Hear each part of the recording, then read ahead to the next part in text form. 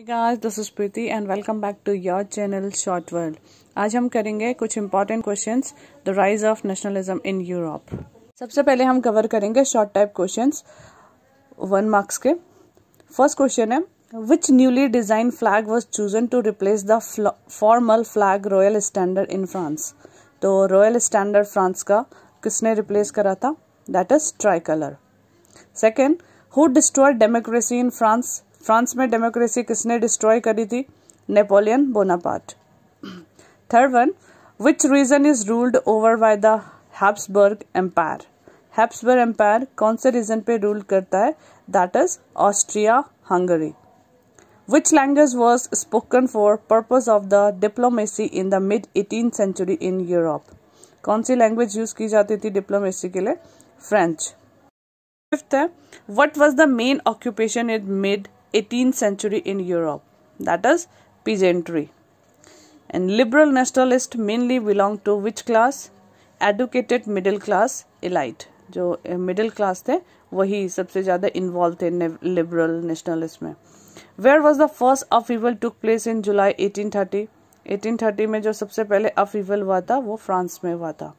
In which year the Treaty of Vienna was signed? 1815. Who was John Gottfried Herder? John Gottfried Herder जो थे वो romantic thinker of Germany, philosopher थे. That real German culture was the, उन्होंने क्या बोला कि जो German culture है, रियल जो जर्मन कल्चर है वो वहाँ के कॉमन लोगों में देखने के लिए मिलेगा. ठीक है, तो जो वहाँ के आम आदमी है उनमें देखने के लिए मिलेगा. Who was called Bismarck of Italy? Italy का बिस्मार्क किसे कहा जाता है? Count Camillo de Cavour. जिसपे Garibaldi has been called the heroes of two world. जो गारवाल्डी थे उनको हीरोज ऑफ टू वर्ल्ड बोला जाता था. Which of the Italian state was ruled by the Italian princely house? तो इटालियन प्रिंसली हाउस जो है वो सार्डिनिया, पेडमोंट, उस पर रूल करता था. Who was proclaim the king of the united Italy in 1861? Victor Emmanuel second. तो Italy, united Italy का जो किंग था वो था Victor Emmanuel second. Describe the cause of the Silesian weavers uprising. जो सिल्सियन वीवर्स थे उनके साथ अनएम्प्लॉयमेंट का फायदा उठाकर कॉन्ट्रैक्टर ने उनके वेजेस को कम कर दिया था और कम एक्सप्लॉइट कर रहे थे उनको. कम वेजेस में ज्यादा काम कराया जा रहा था. जब वीवर्स ने डिमांड करी कि उनके वेजेस को बढ़ाया जाए तो उनके साथ सही ट्रीटमेंट नहीं किया गया. उनको they were not treated well. So a group of crowd enter the contractor house forcibly and destroyed the furniture, window pane and plundered it. तो इस तरीके से जो भीड़ थी, जो क्राउड था वीवर्स का, उनको गुस्सा आया और उन्होंने कॉन्ट्रैक्टर के घर को तोड़फोड़ कर दी, यानी डिस्ट्रॉय कर दिया, फर्नीचर डिस्ट्रॉय कर दिया, विंडो पेन्स और ये सारी चीजें तोड़ दी. कॉन्ट्रैक्टर को अपनी फैमिली को लेकर नेबरिंग विलेज में भागना पड़ा, जिसके बाद उसे किसी ने वहां पर भी शेल्टर नहीं दिया. उसके बाद वो 24 घंटे के बाद वापस आया आर्मी को लेकर, और आर्मी को लेकर जब आया तो उसने इस झड़प में 11 वीवर्स को मारे गए. 11 वीवर्स जो थे वो शूट डेड हो गए. This show that the view point of the journalist was based against the weaver and in favour of the contractor. He did not understand the misery of the weavers properly. तो इस तरह से यहाँ पे पूछा गया था कि comment on the view point of the journalist. Journalist क्या समझते थे? तो जर्नलिस्ट वीवर्स के साथ ना होकर कॉन्ट्रैक्टर के साथ ही थे, और उन्होंने जो वीवर्स की जो माइजरी थी उसको नहीं देखा और कॉन्ट्रैक्टर के फेवर में काम किया. क्वेश्चन है हमारे पास, why did nationalist tensions emerge in the Balkan? तो बाल्कन जो था, बाल्कन स्टेट, वो सिर्फ एक ही नहीं था, वो अलग अलग स्टेट से मिलकर बना हुआ था. आज के टाइम पे जो कंट्रीज हैं, Romania, Bulgaria, Albania, Greece, Macedonia, Serbia या बोस्निया, ये सारे स्टेट मिलकर, ये सारे जो स्टेट्स हैं इनसे मिलकर बाल्कन स्टेट बनता था. और ये जो इसके अंदर आता था, ऑटोमन एम्पायर के अंडर आता था. तो पहले तो इन सारे जितने भी ये स्टेट्स हैं, इन स्टेट को अपने हिस्ट्री के बारे में पता चल गया था कि हमारा इतिहास क्या था. हम पहले स्वतंत्र हुआ करते थे, हम किसी के अंडर नहीं आते थे, हम पहले आजाद थे और विदेशी ताकतों ने हमें अपना गुलाम बना दिया था. तो अब वो क्या, उनके अंदर नेशनलिज्म की भावनाएं आ गई, अपनी एक अलग आइडेंटिटी की भावनाएं आ गई कि नहीं, हम सब लोग अलग थे, हमारी एक अलग पहचान थी और हमें वो दोबारा से हासिल करनी है. तो इस तरीके से उनमें एक भावनाएं आ गई, तो वो अब अलग होना चाहते थे। इसी तरीके से आगे जब जो यूरोपियन पावर्स थे, यूरोपियन पावर्स ने भी अपने फायदे के लिए आपस में लड़ना शुरू कर दिया था। European power like Russia, Germany, England, Austria, Hungary, ये सब ऑटोमन एम्पायर से उनकी कमजोरी का फायदा उठाकर, ऑटोमन एम्पायर की जो कमजोरी का फायदा उठाकर वहां पर अपना प्रभाव जमाना चाहते थे बाल्कन स्टेट पर। और इस तरीके से सब में वहां पे जो ट्रेड सेंटर बनाकर अपने लिए फायदा लेना चाहते थे। तो इस तरह से उनके बीच में आपस में लड़ाइयां शुरू हो गई और फर्स्ट वर्ल्ड वॉर भी यहीं से शुरू हो गया। इस तरीके से जो अलग अलग रीजन थे, अलग अलग रीजन के जो लोग थे, उन्होंने अपनी आइडेंटिटी को दोबारा गेन करने के लिए आपस में लड़ाइयां शुरू स्टेट्स में, बाल्कन स्टेट इस तरह से टूटता चला गया। If France sneeze, rest of the Europe catches cold, ये स्टेटमेंट कहा था ऑस्ट्रियन चांसलर ड्यूक मेटरनिक ने। क्या मतलब था इसका कि अगर फ्रांस छींक मारता है तो पूरे यूरोप को क्या हो जाता है, कोल्ड हो जाता है, यानी कि जुकाम लग जाता है। तो क्या मतलब ये था कि फ्रांस, जो सबसे पहले लिबरल मूवमेंट स्टार्ट हुए थे, रेवोल्यूशंस स्टार्ट हुए थे, वो फ्रांस में थे मोनार्की को ओवरथ्रो करने के लिए।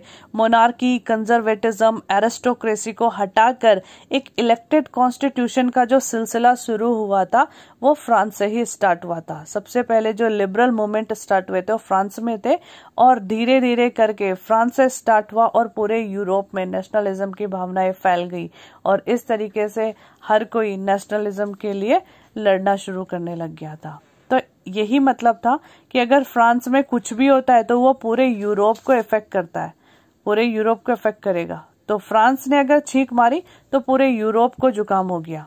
तो ये कहना चाहते थे ड्यूक मेटरनिक।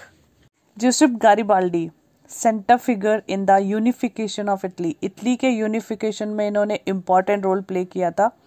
1833 में ये जोसेफ मेजनी से मिले थे जो यंग इटली के ऑर्गेनाइजर थे। He participated in the Republican uprising in Piedmont in 1834.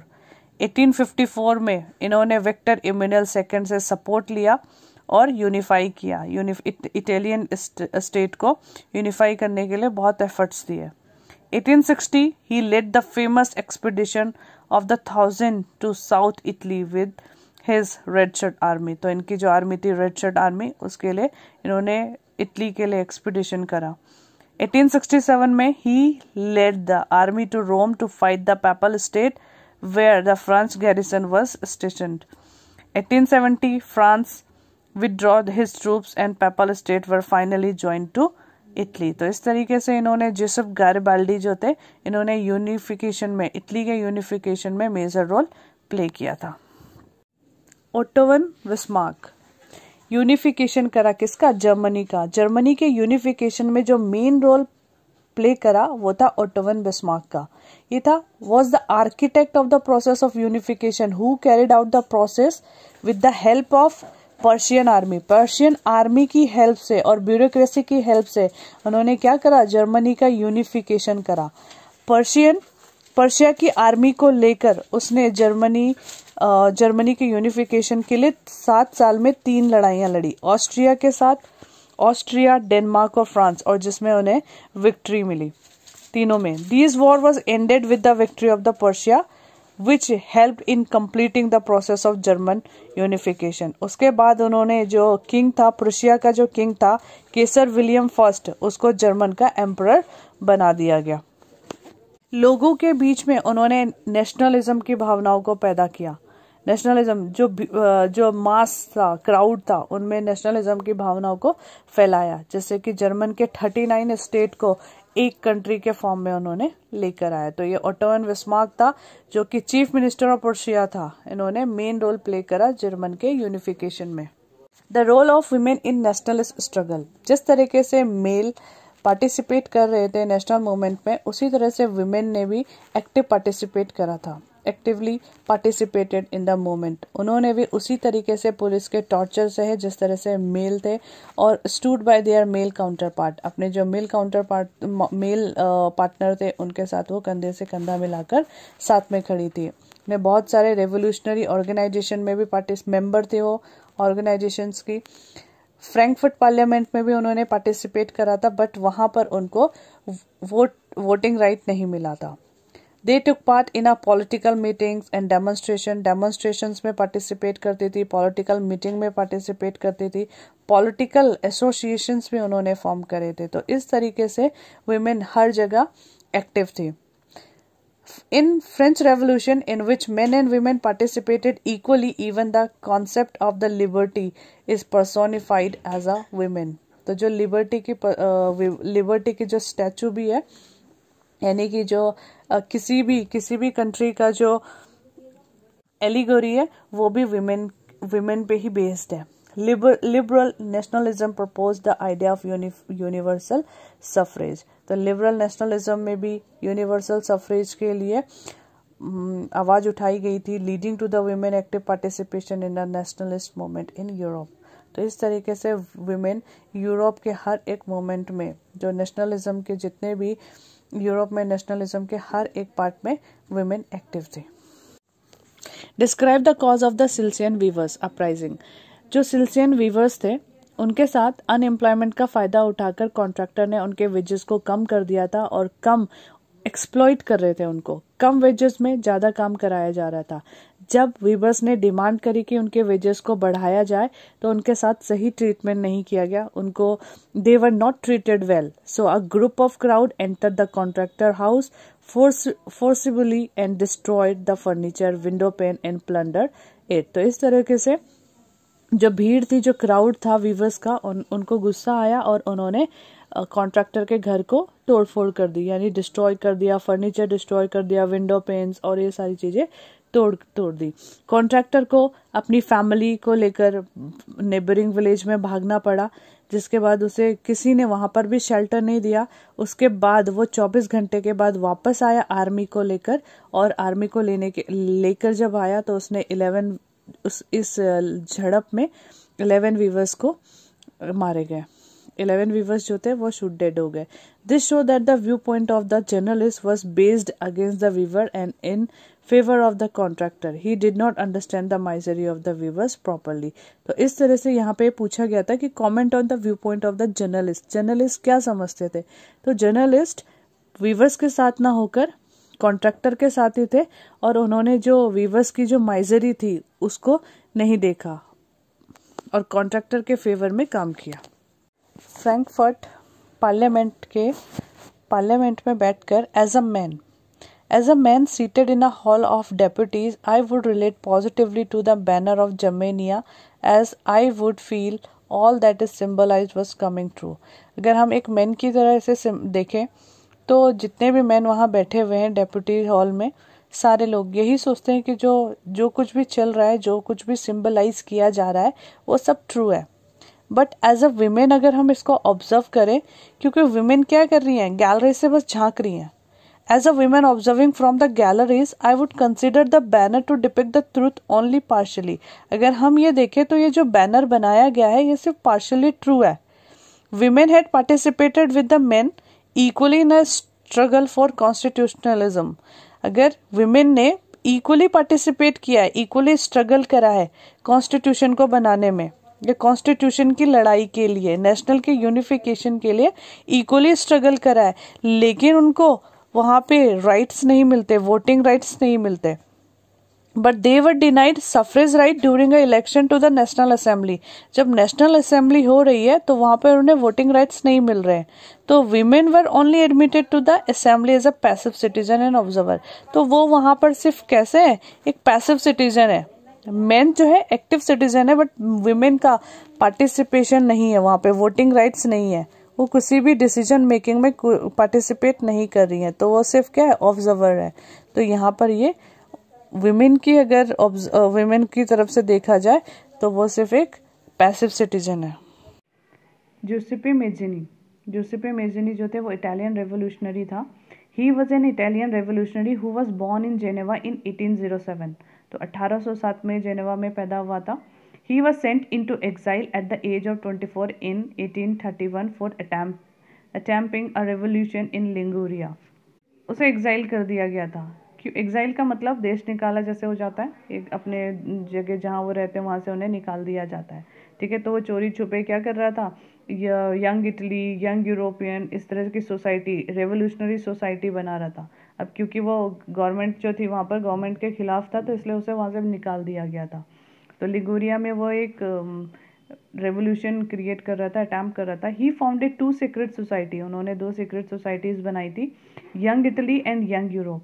He inspired the young member of this society to involve in revolutionaries activities. वो बाकी जो लोग थे, यंग मेंबर्स थे, उनको भी, सोसाइटी के यंग मेंबर्स को अट्रैक्ट कर रहा था, इन्फ्लुएंस कर रहा था कि तुम भी रेवोल्यूशनरी में पार्टिसिपेट करो।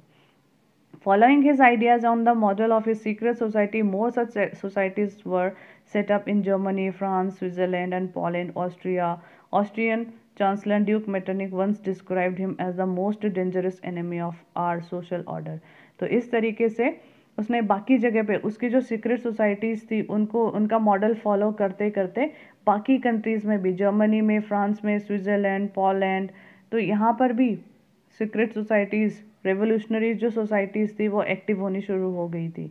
तो जो ऑस्ट्रेलियन चांसलर था ड्यूक मेटरनिक ने एक बार ये कहा कि he is the most dangerous enemy of our social order. तो उन्होंने कहा कि मिज़नी जो है ये हमारी जो सोसाइटी है उसका सबसे बड़ा खतरनाक दुश्मन है।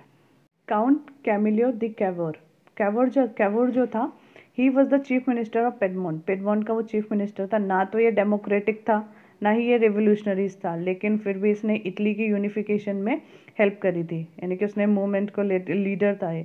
But he led the movement to unify the region of Italy. तो दो tact and diplomacy, he entered into an alliance with France and succeeded in defeating the Austrian force in 1859। तो ऑस्ट्रियन फोर्स को हराने में इसने मदद करी थी। उसने क्या किया था, स्टैंडर्ड मेजरमेंट लिए थे, स्टैंडर्ड वेट लिया था। पहले क्या हुआ करता था, एलए, एक कपड़ा नापने का जो है पैमाना हुआ करता था, एलए, ठीक है। तो इसमें जो लंबाई होती थी वो हर जगह घटती बढ़ती चली जाती थी, एरिया के अकॉर्डिंग या जगह के अकॉर्डिंग। अगर मैं फ्रैंकफर्ट में जा रही हूँ, फ्रैंकफर्ट में अगर एक एलए की जो लंबाई होती थी वो 54.7 सेंटीमीटर मिलता था।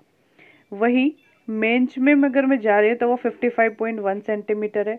न्यूमबर्ग में ये 65.6 सेंटीमीटर है और फ्रैंकबर्ग में ये 53.5 सेंटीमीटर। तो सेम एलए, जैसे अगर मैं 100 सेंटीमीटर, एक मीटर की बात करूँ, 100 सेंटीमीटर होते हैं, लेकिन वो हर जगह पे कहीं पे 80 सेंटीमीटर है, कहीं 70 सेंटीमीटर का 1 मीटर है, कहीं पे कुछ है। तो इस तरीके के जो थे वो मेजर्स जो थे अनइक्वल, उनको हटाकर उसने सेम स्टैंडर्ड के जो थे मेजरमेंट और वेट्स को यूज़ किया।